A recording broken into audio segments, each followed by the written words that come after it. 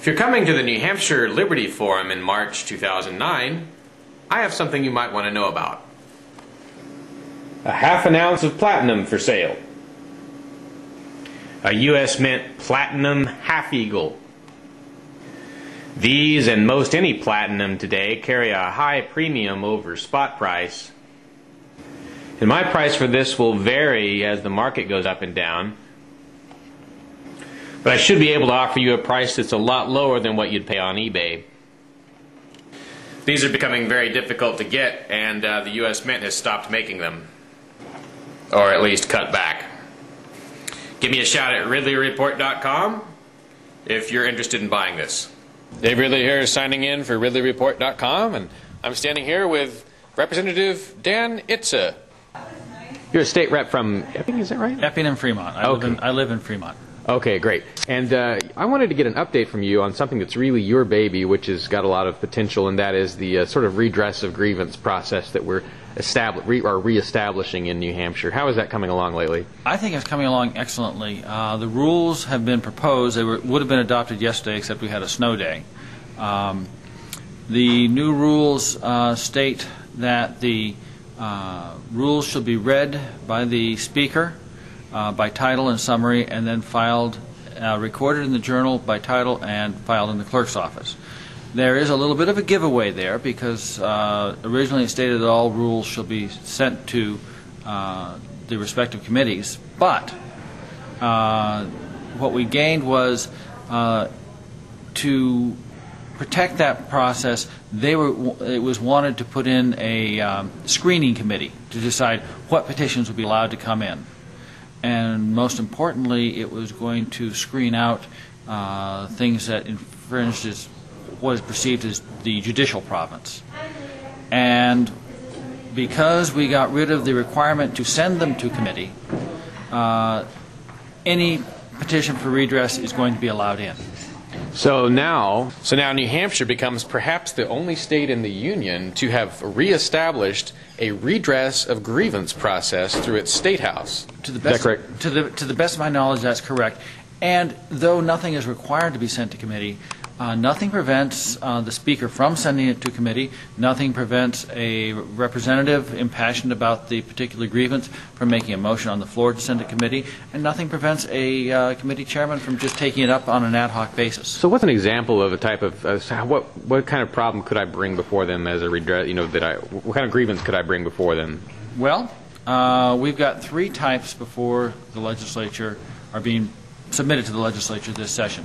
One, in my town, we've got a situation where the town replaced a bridge, and when they did that, they changed the course of the Exeter River, and as a result, every time there's a flood, it's eroding the property adjacent to the bridge and is imperiling a store that's been there for over 100 years. And so the petition is to do something to protect the bank, so there's no further erosion, and to make him whole for having spent thus far about $6,400 to reinforce his foundation, cantilever the back off the front.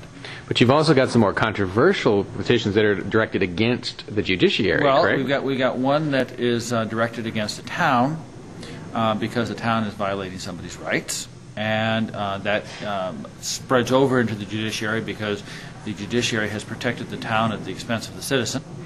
And it is a virtual eminent domain is what's happened without compensation.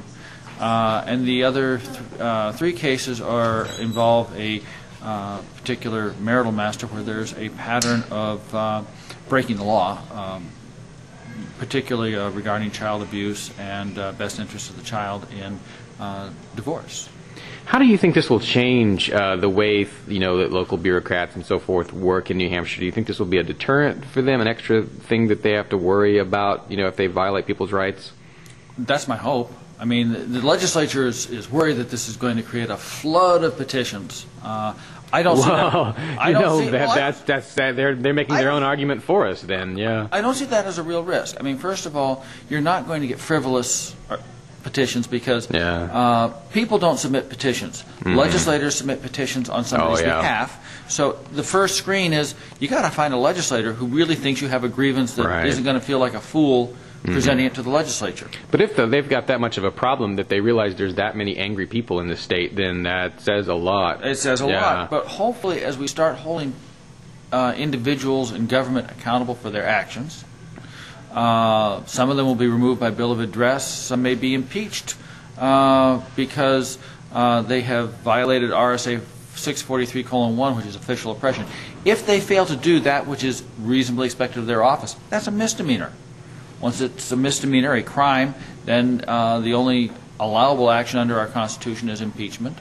And because the cities, towns, and counties are political subdivisions of the state, we do have authority over them in that manner, and hopefully patterns of abuse will cease, because those in power will know that they are the servants of the people and they are not able to abuse them with impunity.